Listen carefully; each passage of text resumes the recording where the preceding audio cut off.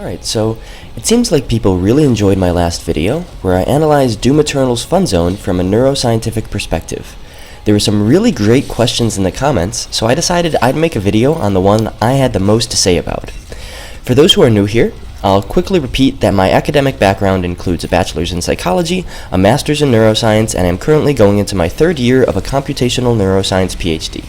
So, Vargamarioalexan asked, why do you want to play a game when you watch someone else play it? Thanks for the question, Varga. By the way, they're really good at Doom Eternal. Check out their channel in the description.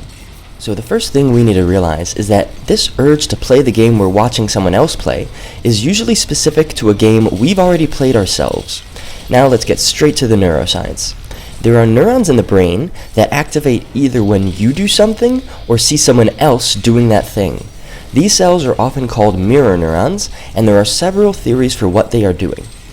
One popular theory is that they are the foundation of empathy, since they are cells that behave the same way when you or another does or experiences the same thing. Another theory is that they help us learn from observation by playing a role in our ability to mimic others' behavior. Many of us have probably seen an insanely good player like Lightningbreak and learned a thing or two just from watching them play. I myself learned the value of the chain gun shield by watching Allstin play, before which I had never even considered using that mod. Or maybe you learn the timing of a specific quick swap combo by watching one of Sylar's videos.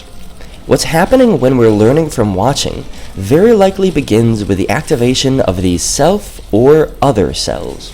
So, when we're watching someone play, these mirror neurons likely prime areas in your brain that are associated with you playing the game yourself. Priming, in this context, just means getting these brain areas ready to activate but subconsciously. Kind of like a song name that is on the tip of your tongue but you can't quite remember. Now we could probably all relate to that experience of having a name on the tip of your tongue but inaccessible to consciousness. We want so badly to be able to remember that name to get that activity to reach the threshold of consciousness.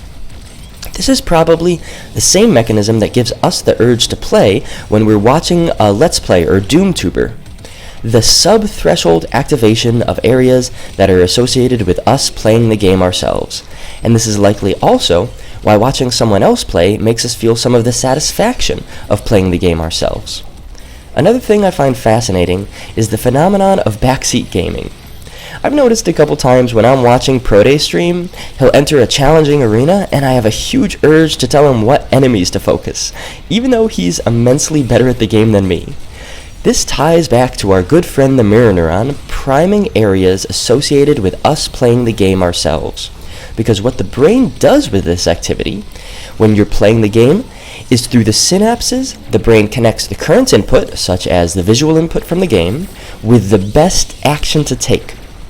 So, even when you're passively watching gameplay, your brain is still computing which action to take. Game director Hugo Martin has talked about id's focus on watchability with Doom Eternal, and Eternal's very high action per minute rate may be why it in particular is so engaging to watch. Now, how the brain learns which action to take is a whole can of worms, one that I'd love to go into in another video since it touches on reinforcement learning, which is another research interest of mine.